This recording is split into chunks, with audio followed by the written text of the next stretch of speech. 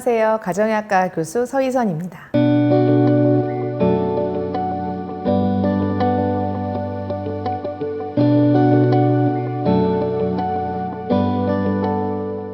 건강기능식품이라는 것은요, 인체에 유용한 기능성 성분을 원료로 해서 제조하고 가공한 식품을 말하는 것인데요. 식품의약품안정처에서는요, 동물 실험이나 인체 실험을 통해서 그 과학적 근거를 평가해서 기능성 원료로 인정을 하고 있습니다. 하지만 건강기능식품, 그 말이 식품으로 끝나잖아요. 그래서 많은 분들이 그냥 음식에서 좋은 성분을 이렇게 농축해서 이렇게 덩어리로 만들었나 이렇게 생각하실 수 있는데, 실제로는 약과 음식의 중간 형태로 이해하시면 좋겠습니다. 따라서 좀 부정적으로 표현하면요, 약처럼 효과가 강하지도 않을 뿐더러 또 반대로 음식처럼 완전히 안전하지 않을 수가 있다는 것이죠. 따라서 건강기능식품을 이렇게 구매하신 후에는요, 거기에 써 있는 용법 용량대로 제대로 복용하시는 것이 굉장히 중요하겠습니다.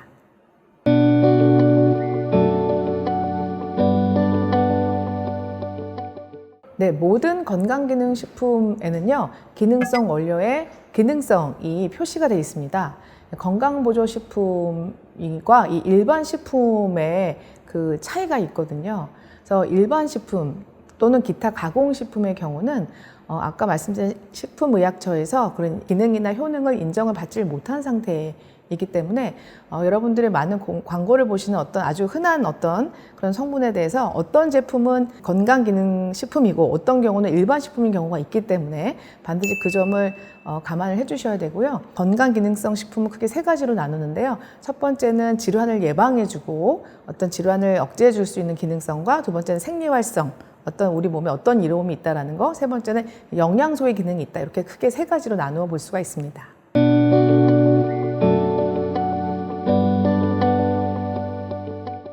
네, 첫 번째, 나에게 꼭 필요한지, 요즘 홈쇼핑에서 핫한 제품인지가 아니고요, 나한테 꼭 필요한지를 확인하셔야 됩니다.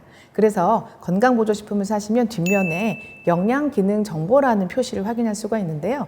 이 문구가 들어가기 위해서는 식품의약품안정처에서 꼭 유효성과 효능을 확인을 해서 기능이 입증된 경우에만 그 문구가 들어가기 때문에 그 문구가 반드시 확인이 돼야 되고요. 자, 두 번째는요, 건강기능식품 문구 또는 이 인증 마크를 꼭 확인을 하셔야 됩니다. 서두에도 말씀드렸지만 이게 일반 식품인지 건강기능식품인지 그 차이는 이 마크에서 확연히 드러나고, 식품의약품안정처에서 그 많은 연구를 통해서 그런 효과와 안정성이 입증이 돼야만 이 마크를 딱 찍어주는 거죠. 게다가 최근에는 건강보조식품 추적 이력제라는 그런 제도가 최근에 시행이 되고 있어서요. 제조가 돼서 유통이 되고 또 이렇게 관리되는 모든 과정을 그렇게 표딱지 같은 걸 붙여서 다 관리를 하는 거예요. 따라서 우리 뭐 많은 분들이 이렇게 해외여행이나 아니면 인터넷 직구를 통해서 많은 것들을 들여오시는데, 사실은 이런 인터넷 직구 같은 경우는 이런 그런 추적 이력제라든지 어떤 그런 데서 관리가 되지 않기 때문에 자칫 조금 위험할 수 있기 때문에 이런 마크를 꼭 확인하시는 게 굉장히 중요합니다. 자, 세 번째는요, 표시 광고 그런 사전 심의표라는 게 있는데요.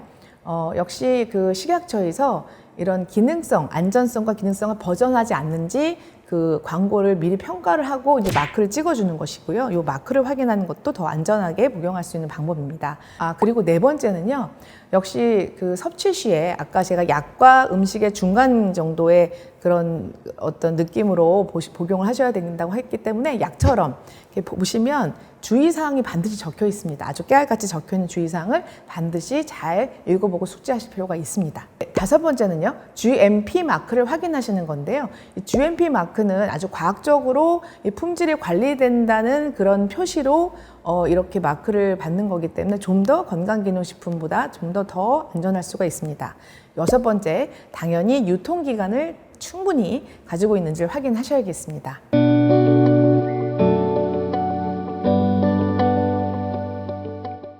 네, 췌장이나 담낭 등의 소화기 계통에 암을 수술하시면 그 지방이나 단백질 소화 효소 분비가 좀 안 되기 때문에 특별히 육류에 이제 소화가 안 돼서 조금 채식 위주 식단이 꾸려지는 경우가 많은데요. 이때는 이제 육류 섭취가 상대적으로 부족하기 때문에 아연이나 이런 뭐 철분 같은 미네랄 섭취를 좀 하시는 게 좋겠고, 특히 지용성 비타민을 비타민의 형태로 이제 추가로 섭취하시는 것은 도움이 될 수가 있고요. 또 그 위암을 수술하신 경우는 위가 완전히 절제를 하게 되면 비타민 특히 B12번의 흡수가 전혀 되지 않기 때문에 특히 주사의 형태로 영양을 외부에서 보충을 해야 되는 굉장히 중요한 부분도 있습니다. 반대로 폐암을 수술하셨다면요. 특히 비타민 A의 전구체인 베타캐로티노이드 같은 영양소를요. 영양제 형태로 오히려 보충을 해주시면 이런 폐암과 연관된 그 유발 요염이 더 올라간다는 연구 결과가 있기 때문에 오히려 폐암을 수술하신 경우라면요. 특히 비타민 A와 연관된 영양제는 섭취를 오히려 하지 않으시고 충분한 과채를 드시는 것이 훨씬 도움이 될 수가 있습니다. 그리고 간암을 수술하셨거나 뭐 간경화가 연관돼 있는 경우는 많은 분들이 간에 문제가 있을 때는 정말 영양제 한 알도 안 드시려고 노력을 하는데요. 특별히 간 기능이 떨어지게 되면 이제 해독이 안 되고 이 해독을 하는데 아주 중요한 조효소가 비타민 B군이기 때문에 오히려 간의 기능이 떨어지는 경우는 비타민 B군은 더 열심히 챙겨서 드셔야만 하고요. 반대로 이 철분이 포함되어 있는 종합영양제의 경우에는 철분이 빈혈이 없는 경우라면 오히려 간에 축적이 되면서 독소로 작용할 수 있기 때문에 특히 철분이 포함된 우리 영양제는 섭취하지 않으시는 것이 바람직합니다. 또한 전립선 암의 경우에는 이소플라본이라든지 셀레늄 같은 영양소가 암의 예방과 차후 관리에 도움이 된다는 연구 결과들이 있기 때문에 도움을 받아보실 수가 있고요. 수술 후 부갑상선 기능이 저하가 돼서 혈중 칼슘 농도가 저하되는 경우라면 당연히 칼슘제를 복용하는 것이 도움이 될 수 있습니다.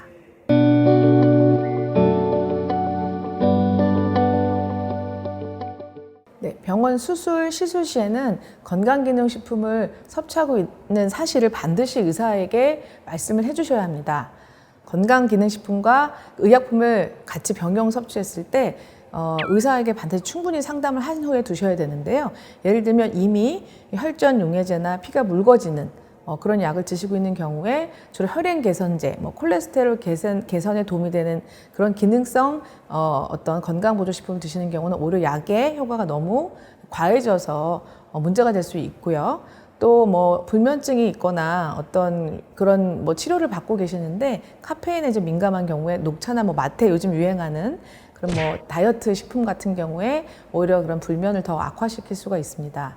면역 억제제를 현재 처방전으로 받아 드시고 있는 경우인데 오히려 면역력이 증가하는 건강기능식품을 드시고 있는 경우가 있을 수 있기 때문에 서로 효과가 상충되기 때문에 이런 경우도 반드시 주치의에게 처방받지 않은 추가적인 건강보조식품을 드시고 있다는 것을 반드시 고시하실 필요가 있습니다.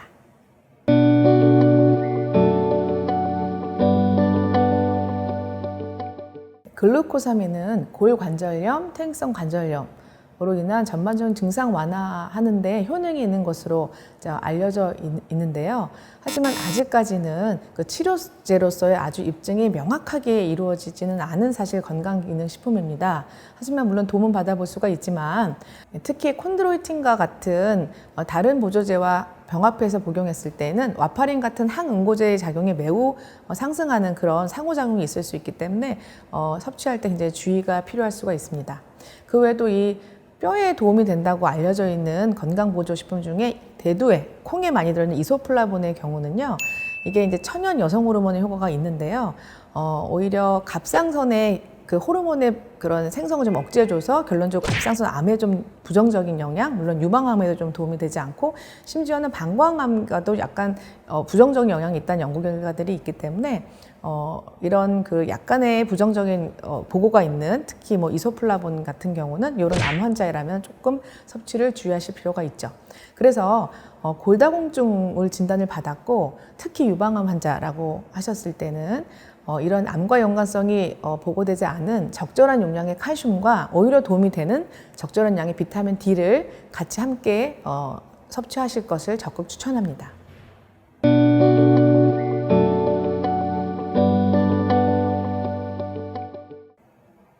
석류에는요, 여성 호르몬이죠. 에스트로겐과 아주 비슷한 식물성 성분인 파이토 에스트로겐이 많이 함유되어 있습니다. 동물 실험을 통해서 이 에스트로겐과 비슷한 효과를 보이는 것이 이미 입증이 되었는데요. 특히 에스트라디올이라고 하는 유일하게 우리 사람의 난소에서만 분비되는 그런 아주 이제 효과가 뛰어난 에스트라디올이라는 그 여성 호르몬 형태가 이 석류에 직접적으로 일부 포함이 있는 것으로 연구 결과가 나타났기 때문에 아주 강한 여성 호르몬과 유사한 효과를 보일 수가 있는 거죠. 따라서 유방암을 앓으셨던 경우는 이 석류의 그 강한 에스트로겐과 유사한 효과 때문에 섭취를 금하시는 것이 좋겠고요. 석류 추출 또는 가공한 모든 계통에 연관된 건강기능식품은 모두 섭취를 안 하시는 것이 좋겠습니다.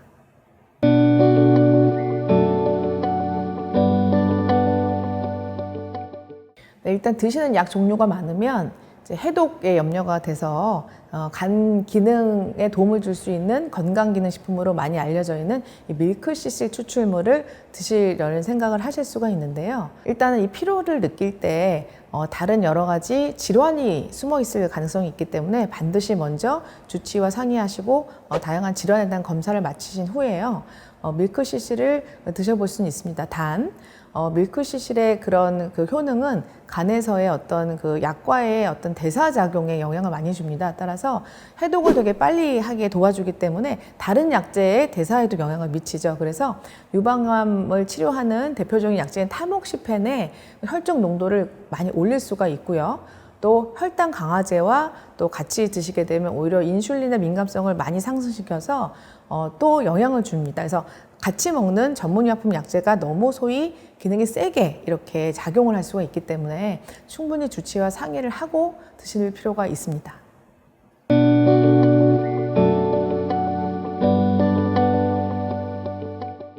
네, 오메가3는 DHA와 EPA가 두 성분으로 이루어진 불포화 지방산이죠.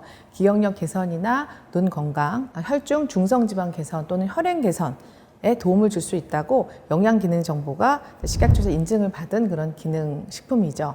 대부분의 암과 연관된 위해성이 보고된 바는 없습니다만은 현재 중성지방 수치가 매우 높거나 이미 심혈관 질환이 있는 경우에 미국 심장학회에서도 영양제의 형태로 복용하실 것을 추천하고 있습니다만 그 외에 일반적인 건강한 분들이 심혈관 질환을 예방하기 위해서는 등푸른 생선을 주 2회 정도 드시는 음식의 형태로 드시는 것을 적극 권장하고 있습니다. 따라서 현재 중성지방 수치가 매우 높거나 중증의 심혈관 질환의 위험률이 매우 높지 않은 경우라면 식품으로 복용하시는 것을 추천을 합니다. 또한 항응고제 같은 이미 약물을 드시고 있는 심혈관 질환을 가지신 경우에라면 약효가 상승이 되어서 혈액이 묽어지는 효과가 너무 세질 수가 있기 때문에 반드시 담당 주치의와 상의하시고 용량을 조절해서 섭취하실 필요가 있습니다.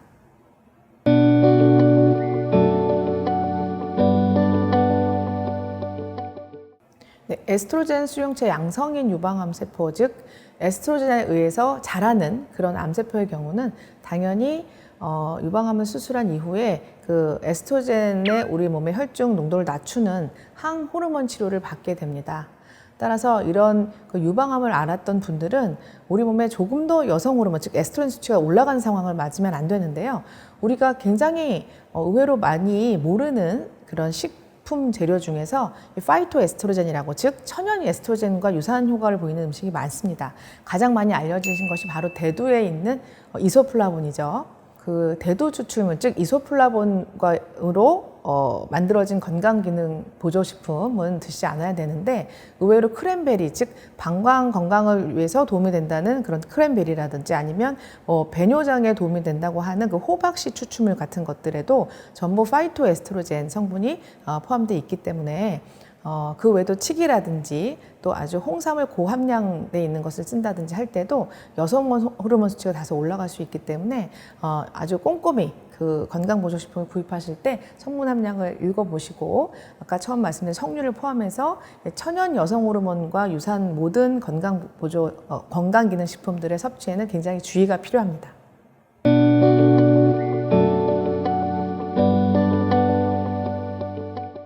유방암 외에도 갑상선 암을 수술 받으신 이후라면 갑상선 호르몬을 이제 대체 투여를 받으시는데 이때 카르니틴 즉 체지방 감소에 도움을 주는 건강보조식품을 복용하셨을 때 상호작용을 유발할 수가 있고요. 또 전립선 암을 앓으신 이후에 역시 그 남성 호르몬 억제제를 투여하고 있는 경우라면 솔팔메토와 같은 전립선 건강에 도움되는 건강보조식품을 드시면 오히려 그 남성 호르몬 수치를 올릴 수 있기 때문에 상호작용이 있어서 복용을 하지 않으시는 것이 좋습니다.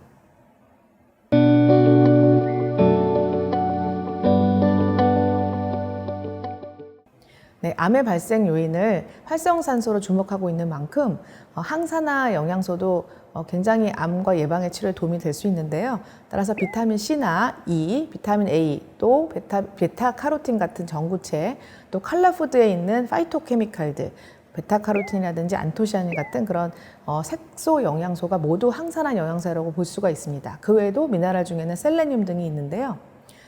이러한 항산화 영양소는 즉 활성산소를 제거해서 발암물질의 작용을 억제하는 아주 강력한 효과를 통해서 암을 억제해 줄 수가 있죠. 특히 비타민 A의 전구체인 베타캐로틴 영양제의 경우에는 영양제로 섭취하셨을 경우에 흡연자의 경우에 폐암의 위험도가 무려 28% 증가하였다는 대규모의 연구 결과가 있기 때문에 이러한 경우에는 영양제 형태보다는 채소나 과일을 통해서 섭취하는 것이 훨씬 이로운 것으로 권고가 되고 있습니다.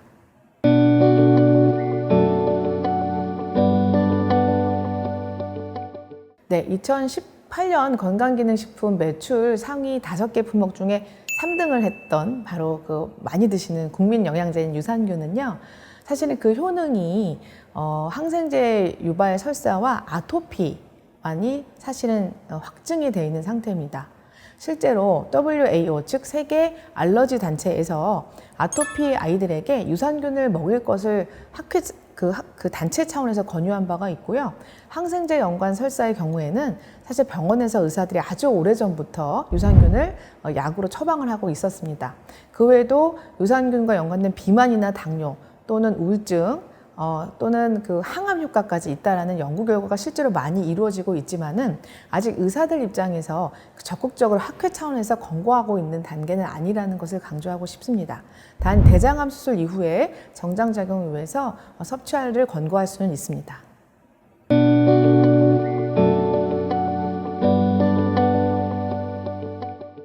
네, 뼈 건강을 유지하거나 근육을 키워주는 아주 고마운 역할을 하는 것 외에도 다수의 다양한 역할을 하는데 특히 면역 기능을 조절을 해줍니다. 높았을 때는 낮춰주고 낮은 기능을 올려주는 역할을 하고요. 또한 암의 종류에 상관없이 대부분의 암에서 암의 재발률을 억제하고 예방해주는 그런 효과가 입증이 되었기 때문에 암 생존자분들의 경우에 특별히 비타민 D의 적극적인 섭취를 권장을 하고 있습니다. 실제로 혈중 농도를 체크해서 비타민 D 주사를 맞거나 영양제의 형태로 드시는 분들이 많은 걸로 알고 있는데요.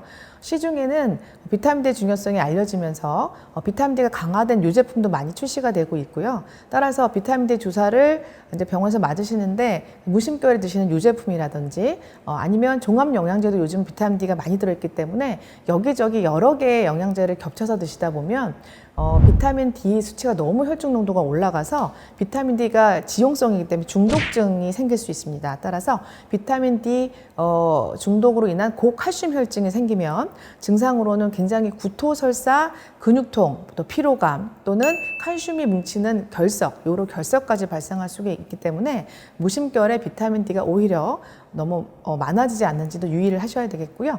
물론 우리나라의 경우에 뭐 여름철에는 괜찮지만 겨울로 가면은 햇빛을 거의 볼 가능성이 없고 또 음식만으로는 섭취가 불가능하기 때문에 특히 70세 이상의 고령이라든지 어떤 고위험군에서는 학회 차원에서 영양제 형태로 섭취하실 것을 권고하고 있습니다.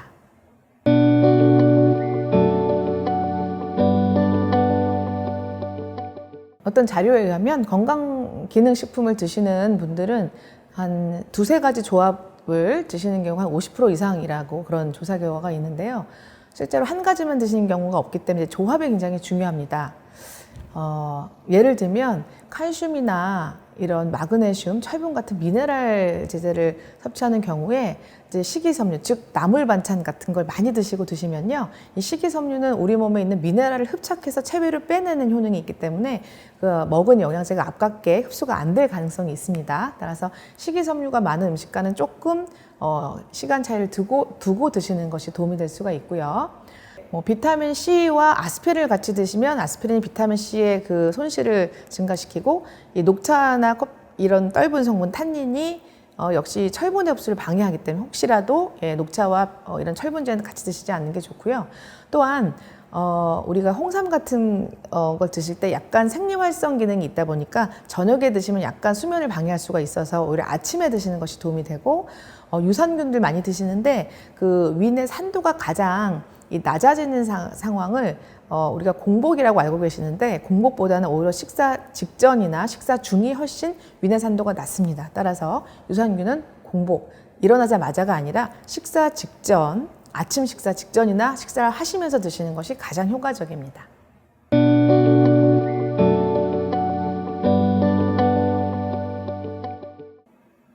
홍삼 또는 인삼은 여러 효능이 있는 것으로 알려져 있어서 건강기능식품으로 인정을 받은 바가 있습니다. 하지만 동물 실험이나 세포 실험에서는 그 면역력 강화에 대한 효과가 입증이 되었습니다만, 사람의 경우에는 아직 그 정보가 아주 충분하지 않고 제한적이라고 이렇게 보실 수가 있습니다. 또 항암 효과에 대해서도요, 아직 근거가 완벽하게 이루어지지 않은 약간 불충분한 상태로 의사들은 이제 평가를 하고 있어서요. 암과 연관된, 피로와 연관된 연구 결과를 보면은 어떤 연구는 암성 피로의 회복에 굉장히 도움이 되었다는 연구도 있고요. 반대로 별로 도움이 되지 않고 별로 권장할 이유가 없다라는 그런 연구 결과를 보이는 상충된 연구 결과를 현재 보이고 있습니다. 중요한 것은 항암 치료를 할 때 여러 항암제들의 효과가 이 활성산소를 오히려 이용하는 경우가 가끔 있기 때문에 이 홍삼이나 인삼도 강력한 항산화 효과가 있어서 그런 항암 치료 중에는 복용하지 않는 것이 좋겠고요. 이후에 치료가 다 끝난 이후에 기능이 떨어졌을 때는 복용해 볼 수 있지만, 특히 여성 호르몬과 연관된 효능이 보고되어 있기 때문에 유방암 환자의 경우에는 치료가 다 끝난 이후라도 조금 과다 섭취는 하지 않으시는 것이 좋을 것 같습니다.